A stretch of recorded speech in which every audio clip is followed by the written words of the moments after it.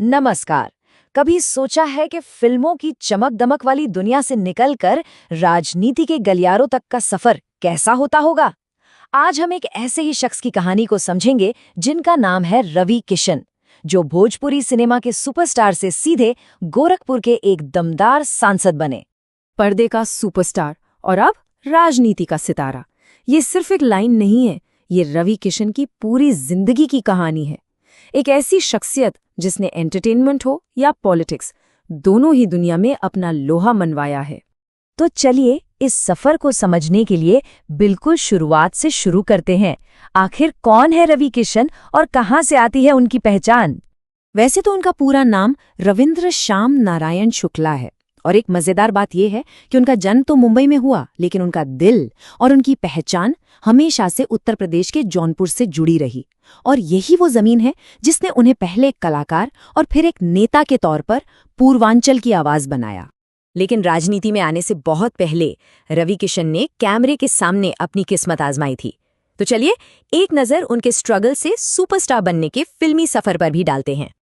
देखिए, शुरुआत हुई 1992 में हिंदी फिल्मों से, लेकिन असली टर्निंग पॉइंट आया 2000 के दशक में, जब वो भोजपुरी सिनेमा के कह सकते हैं बेताज बादशाह बन गए। इसी ने उन्हें पूर्वांचल में घर घर में पहुंचा दिया। फिर आया बिग बॉस, जिसने उन्हें पूरे देश में फेमस कर दिया। और तनु वेड्स मनु जैसी फिल्मों से तो उन्होंने ये साबित कर दिया कि भाई एक्टिंग का टैलेंट किसी एक भाषा का मोहताज नहीं होता। तो एक कामयाब फिल्मी करियर के बाद रवि किशन ने एक बिल्कुल नई और कह सकते हैं काफी चैलेंजिंग दुनिया में कदम रखा, और वो थी भारतीय राजनीति। चलिए देखते हैं कि ये शुरुआत आखिर थी कैसी। साल था 2014। उन्होंने पॉलिटिक्स में अपना पहला बड़ा दांव खेला। कांग्रेस पार्टी के टिकट पर अपने ही घर जौनपुर से लोकसभा का चुनाव लड़ा, लेकिन नतीजा वैसा नहीं आया जैसा सोचा था। करीब 43,000 वोट मिले और उन्हें हार का सामना करना पड़ा। ये उनके लिए एक बड़ा सबक था। लेकिन पहली हार उनके सफर का अंत नहीं थी। 2017 में उन्होंने भारतीय जनता पार्टी ज्वाइन की, और ये फैसला उनके पॉलिटिकल करियर का सबसे बड़ा टर्निंग पॉइंट साबित हुआ। 2019 में वो गोरखपुर से लड़े और इस बार नतीजा बिल्कुल पलट गया। 3 लाख से भी ज्यादा वोटों से एक ऐतिहासिक जीत हुई। इससे पता चलता है कि राजनीति में सही रणनीति और सही मंच कितना मायने रखता है। 2019 की जबरदस्त जीत के साथ रवि किशन की पहचान ही बदल गई। अब वो सिर्फ एक एक्टर नहीं थे, वो गोरखपुर के सांसद थे। तो अब सवाल ये उठता है कि पर्दे पर लोगों का मनोरंजन करने वाले रवि किशन ने संसद में जनता के लिए कितना काम किया? 3 लाख से ज्यादा, इतना बड़ा जीत का अंतर। सोचिए, गोरखपुर जैसी हाई प्रोफाइल सीट पर इतनी बड़ी जीत सिर्फ एक नंबर नहीं है।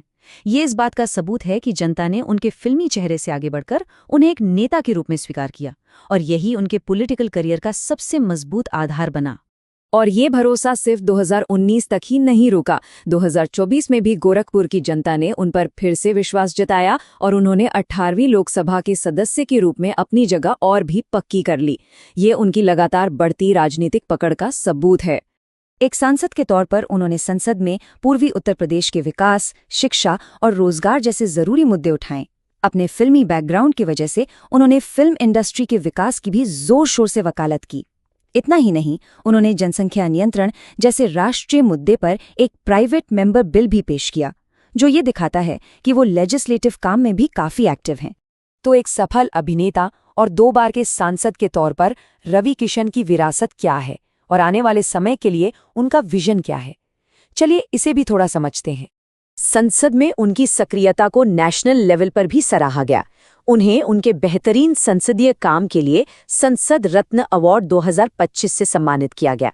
आपको बता दूं कि ये अवार्ड उन सांसदों को मिलता है जो बहस और विधायी कामों में बढ़ चढ़कर हिस्सा लेते हैं, जो ये साबित करता है कि वो सिर्फ एक सेलिब्रिटी सांसद नहीं है।